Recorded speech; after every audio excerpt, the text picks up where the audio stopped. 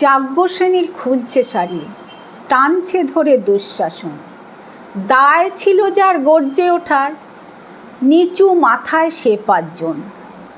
দুর্যোধনের নগ্ন উরু, ইঙ্গিতে তার ধর্ষকাম।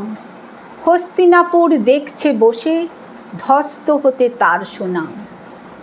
অন্ধ রাজা সিংহাসনে, আর্ত চেঁচান বৌমাতার। নিজের দলে নির্যাতনে সব রাজা হন নির্বিকার। কর্ণ বসে হাসছে হাহা, রাজার দলের লোক তো সে। শর্তবিহীন সমর্থনেই তাবৎ আরাম সুখ বসে। ভীষ্ম দ্রোণ কৃপ নীরব, সরকারি লোক হাজার হোক। রাজার কথাই তোমার কথা, তুমি যখন রাজার লোক। খল শকুনি দেখছে সবই, বস্তুত সে ধ্বংস চায়। ঘরের মাটি লাল হয়ে যাক দেশ বিভাগের যন্ত্রণায়।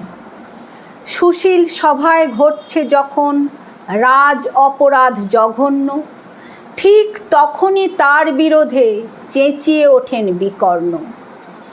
বিকর্ণ নন কেউ কেটা লোক, 100 ভাইয়ের একজনা। তেমন করে এর আগে কেউ তার কথাটাই জানত না। যতুগৃহে কারেননি রা, অন্তত তা নেই লেখা। ভীমকে যখন বিষ খাওয়ালো, তখনও তার নেই দেখা।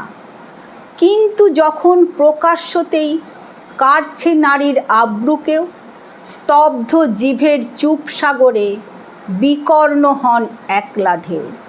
চেঁচিয়ে ওঠেন রাজার কুমার যুবরাজের বিরুদ্ধেই। মহাবলী পাণ্ডবেরও তখন গলায় সে সুর নেই।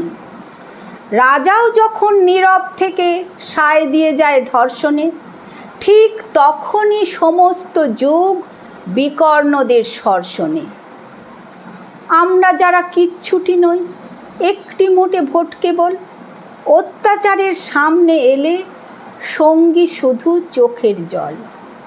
পোষ্যভাবে যাবনা চেবাই, অন্ধ এবং নিকর্ণ। প্রার্থনা থাক আমরা যেন একবার হই বিকর্ণ।